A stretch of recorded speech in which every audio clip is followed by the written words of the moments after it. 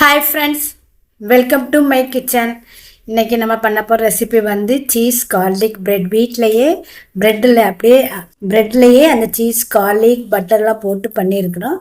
இது ரொம்ப டேஸ்ட்டாக இருக்கும். சாப்பிட்டே இருக்கணும் போல செய்யும். வயசானவங்களும் நிறைய சாப்பிட முடியாது, சின்ன பசங்க நல்லா சாப்பிட்லாம். நிறைய பூண்டு, கொத்தமல்லி இலை எல்லாம் போட்டு பண்ணியிருக்குது. வாங்க எப்படி பண்ணலான்னு பார்க்க. ஃபஸ்ட் டைம் இந்த வீடியோ பார்க்குறேன்னா லைக் பண்ணுங்கள், ஷேர் பண்ணுங்கள், கமெண்ட்ஸ் பண்ணுங்கள், சப்ஸ்கிரைப் பண்ணுங்கள், பக்கத்தில் இருக்க பெல் பட்டனை கிளிக் பண்ணுங்கள். இதுக்கு வந்து கொஞ்சம் வெதுவெதுப்பான பால் எடுத்துக்கோங்க. ஒரு 1/4 கப் அளவுக்கு பால் எடுத்துக்கோங்க. அதில் வந்து 1 டீஸ்பூன் அளவுக்கு ஈஸ்ட்டு, அதாவது ட்ரை ஈஸ்ட்டுன்னு இருக்கும், பேக்கெட் உங்களுக்கு டிபார்ட்மெண்ட் ஸ்டோரில் கிடைக்கும், வாங்கிக்கோங்க. அது கூடவே 1 டீஸ்பூன் அளவுக்கு சர்க்கரை சேர்த்துக்கோங்க. 1 டீஸ்பூன் அளவுக்கு சால்ட்டு சேர்த்து நல்லா மிக்ஸ் பண்ணி ஒரு 10 நிமிஷத்துக்கு அதுக்கு ரெஸ்ட்டு கொடுத்துருங்க. இப்போ 1 கப் அளவுக்கு மைதா மாவு எடுத்துக்கோங்க. மைதா மாவில் பண்ணால் தான் நல்லாயிருக்கும். அது கூட ஒரு முட்டையை உடச்சி ஊற்றிக்கோங்க. அப்புறம் வந்து நம்ம அந்த ஈஸ்ட்டு மிக்ஸ் பண்ணி வச்சுருக்கோம் பார்த்தீங்களா, அந்த கலவையை எடுத்து இதில் மிக்ஸ் பண்ணிக்கோங்க. தண்ணி தேவைப்படாது, ஏன்னா முட்டை, ஈஸ்ட்டு, பால் எல்லாமே கலந்துருக்கனால அதுவே கரெக்டாக இருக்கும். உங்களுக்கு தண்ணி 1/4 கப் பாலுக்கு இது கரெக்டாக இருக்கும். நல்லா மிக்ஸ் பண்ணுங்கள். நல்லா சப்பாத்தி மாவுக்கு நம்ம எப்படி வரவோமோ அதே மாதிரி வரவங்க.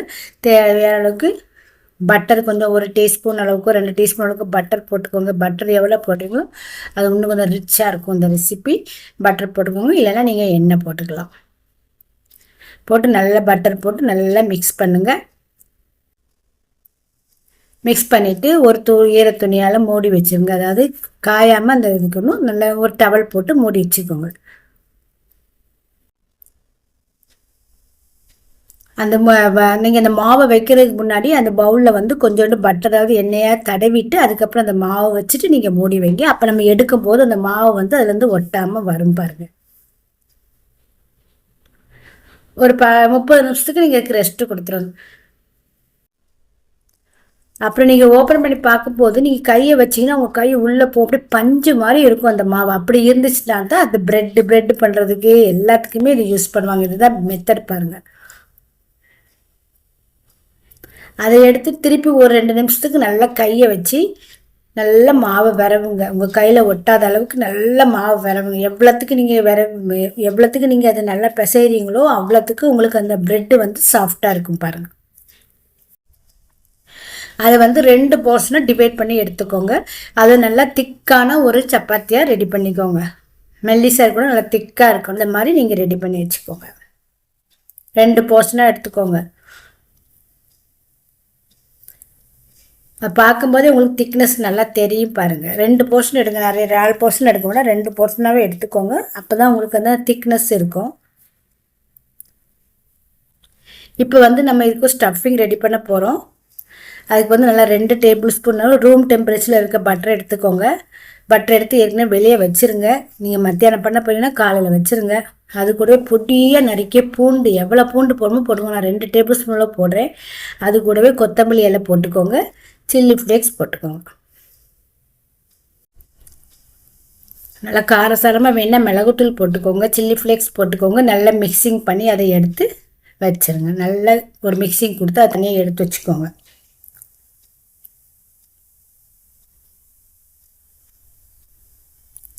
நம்ம உள்ள ஸ்டஃபிங் பண்ணி தான் நம்ம ப்ரெட்டை வந்து பேக் பண்ண போகிறோம். இது நான் ஓவனில் தான் பண்ணியிருக்கிறேன். இன்னொரு ரெசிபி உங்களுக்கு வந்து இன்னும் ஸ்டவ்வில் பண்ணி காமிக்கிறேன், வித்தவுட் ஓவனில் பண்ணி காமிக்கிறேன். இப்போ அந்த சப்பாத்தியை எடுத்து நம்ம 2 சப்பாத்தியை பண்ணி வச்சுருக்கோம்ல, அதை எடுத்துகிட்டு அதை நல்லா இந்த மிக்சிங்கை வந்து நல்லா ஸ்ப்ரெட் பண்ணுங்கள். சுற்றி வர நல்லா ஸ்ப்ரெட்டிங் பண்ணிக்கோங்க. பண்ணிவிட்டு அதை வந்து இந்த ஃபோல்ட் பண்ணுற மாதிரி ஒரு 3 ஃபோல்டிங் பண்ணிக்கோங்க. ரோல் பண்ணிக்கோங்க. அப்படியே ரோல் பண்ணி எடுத்துக்கோங்க. ரோல் பண்ணி எடுத்துகிட்டு ஒரு 4 பீஸாக கட் பண்ணிக்கோங்க. அது மாதிரி ரெண்டு சப்பாத்தியுமே அதே மாதிரி ஸ்ப்ரெட் பண்ணிவிட்டு 4 பீஸாக கட் பண்ணி எடுத்துக்கோங்க. மொத்தம் 8 பீஸ் கிட்ட உங்களுக்கு வரும். அப்போ நம்ம கேக் டின்னில் வைக்கிறதுக்கு நமக்கு சரியாக இருக்கும் பாருங்கள். 2 சப்பாத்தியுமே நீங்கள் இதே மாதிரி நல்லா பண்ணி 4 பீஸாக எடுத்து வச்சுக்கோங்க. நம்ம இதுக்கு வந்து ஸ்கொயர் டைப் டின்னு எடுத்துக்கோங்க. இல்லைன்னா உங்கள்கிட்ட வேறு எப்படி இருக்குதோ நீங்கள் எப்படி யூஸ் பண்ணுவீங்களோ அந்த மாதிரி எடுத்துக்கோங்க. நம்ம கேக் பண்ணுற டின்னு தான் நான் எடுத்து யூஸ் பண்ணியிருக்கிறேன். அதில் கீழே வந்து நம்ம பட்டர் தடவி நம்ம எடுத்து வச்சுக்கிட்டோம்னா இதை நீங்கள் வந்து நல்லா நாளையும் எப்படி இடம் கிடைக்குதோ அதுக்கேற்ற மாதிரி அரேஞ்ச் பண்ணி வச்சுக்கோங்க. நான் 3 3ஆக வச்சு அப்படி வச்சுருக்கிறேன். மேலே 3 கீழே 3 அதுக்கப்புறம் 2 அப்படின்னு வச்சுருக்கிறேன். உங்களுக்கு எப்படி அரேஞ்ச் பண்ணணுமோ நீங்கள் அப்படியே அரேஞ்ச் பண்ணி எடுத்துக்கோங்க. இதே அடுத்து ஒரு 30 நிமிஷத்துக்கு இதே ஒரு டவல் போட்டு மூடி வச்சுருங்க. ஒரு அரை மணி நேரத்துக்கு அது நல்லா ஊறி வரட்டும். ஊறினாலும் உங்களுக்கு கொஞ்சம் சப்பாத்தி நல்லா வரும் பாருங்க, ப்ரெட்டு நல்லா வரும். இப்போ ஒரு அரை மணி நேரம் கழிச்சு அதை எடுத்து திறந்து பார்த்தீங்கன்னா உங்களுக்கு கொஞ்சம் ஃப்ளஃபியாக வந்திருக்கும். அதுக்கு மேலே வந்து ஒரு முட்டையை உடச்சி வச்சுட்டு அது எக் வாஷ் பண்ணுங்கள். நல்லா ப்ரஷ் வச்சு நல்லா பண்ணி விடுங்க. அதுக்கு மேலே இன்னும் கொஞ்சம் சீஸ் எடுத்து திருவி போட்டுக்கோங்க. சில்லி ஃப்ளேக்ஸ் போட்டுக்கோங்க. உங்களுக்கு வேணால் கொத்தமல்லியில் கூட